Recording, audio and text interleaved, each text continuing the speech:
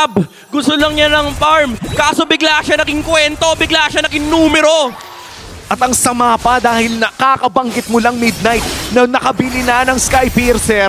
Tapos Pero maaga. unang pahina, isang bala at isang higop kay Yawi. Ayun na naman yung mga setup play from Aurora. Si Yawi na aarayan na. At nakikita na nga natin dito, napakaaga ng damage ng Aurora. Energy itong flicker na to. Sino kaya ang unang makakadugo dito? Endable na ba para kay Rene J? Flicker is available para dito sa Hitman. Pero makikita natin for TNC, manadepensa nila yung Lord. Pero yung Torres sa baba, masisira na at meron naman minion wave na bit-bit ang Aurora para nag-aantay ng perfect timing. Oh, conceal! Okay, si Yawi dito, ang mahuhuli ni Rene J. Pero ito na guard, pero Rene J is gonna be down. Pero si Lord J, sasunod din ng mga damage. Kosen. Pero pagsayaw, para kay Kosen, masastun pa siya. Pero tatlo ang nandito para sa TNC na dumepensa sa kanilang base. Habang apat naman sa Oh, side no! ng Aurora, Oh, my goodness. nakakuha pa si Zaida.